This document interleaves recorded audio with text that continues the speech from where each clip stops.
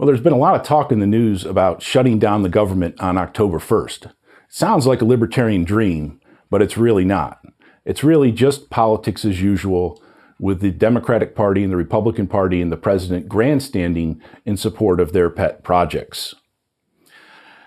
Congress has been acting irresponsibly for years. They haven't passed budgets in several years. They've been operating under a continuing resolution for the last several years, and we're up against the national debt ceiling. This government shutdown is targeted at not having a budget, but the debt ceiling limit has already been reached, and the Treasury has been using extraordinary bookkeeping measures to keep us from going over the debt ceiling limit, which even with all those measures, it's still going to hit the debt ceiling limit at the end of next month.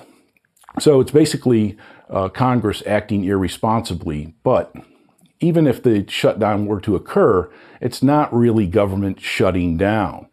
Whole categories, vast swaths of the federal government will continue to operate as, quote, essential features of government. So the military, law enforcement, the post office, the Federal Reserve, Social Security checks, veterans benefits, hospitals, prisons, all those things are going to continue to operate. It's only a few non-essential aspects of government that will be stopped. So the National Institute for Health, for example, will be shut down.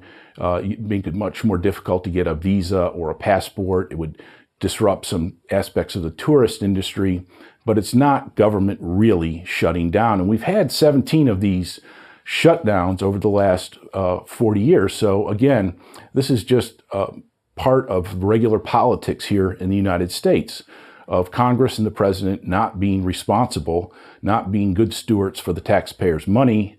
And one of the reasons that they have been acting systematically irresponsible is that Ben Bernanke and the Federal Reserve have been buying up a lot of the government debt. So that under the current QE policy of the Fed is buying up $85 billion of government debt every month.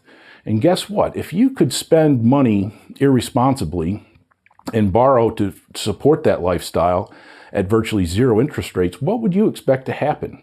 So if Ben Bernanke weren't funding the federal debt, and if he would allow interest rates to rise, the American people would rise in opposition to these bloated government budgets and budget deficits.